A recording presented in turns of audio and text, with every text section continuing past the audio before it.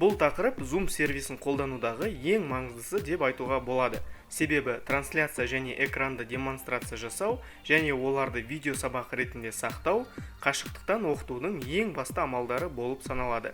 Өткен сабақта Zoom сервисінің негізгі баптауларын қарастырған едік және мұнда көрсетілген екі батырмаға тоқтаған болатынбыз. Бұл экранды демонстрация жасау және экранда көрсетілгендерді жазып алуға қажетті батырмалар.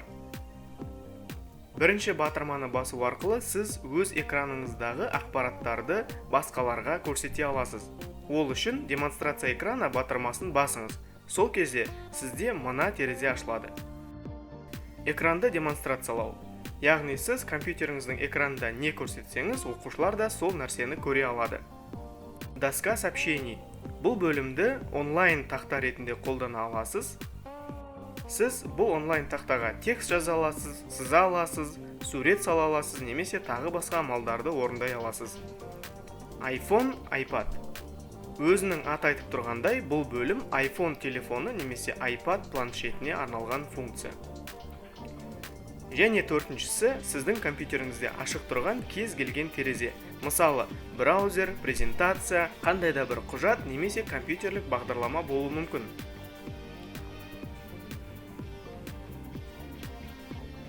Бұл бөлімнің экранды демонстрациялау бөлімнен айырмашылығы, бұл бөлімде тек бір ғана тереземен бөлісесіз, егер басқа терезелерге ауысатын болсаңыз, оқушылар оны көре алмайды.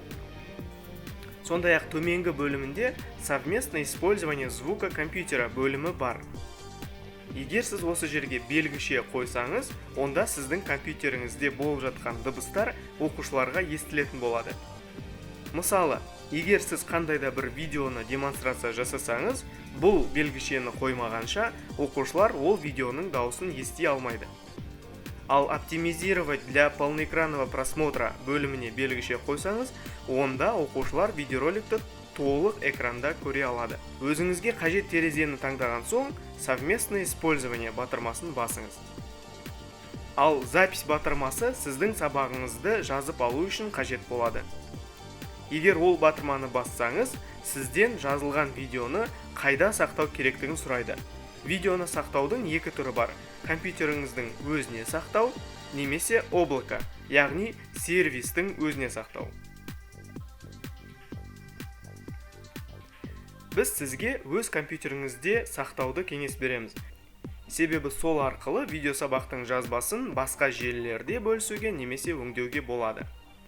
Бұл батырманы басқан соң, сол жақтағы жоғары бұрышында видео жазба жүріп жатқандығын көрсететін белгінің шығуына назар аударыңыз.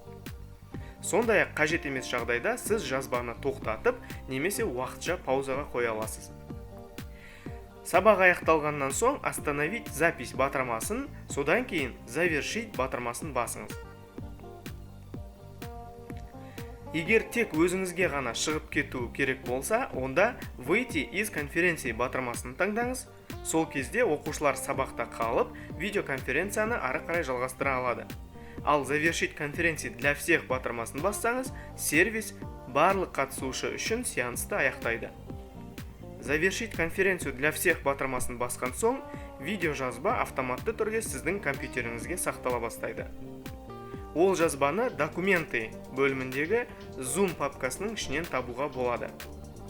Әрине, сіз бұл папканың орнын ауыстыра аласыз, және ол сервистің қосымша баптауларының ішіндегі запись бөлімінде жасалады.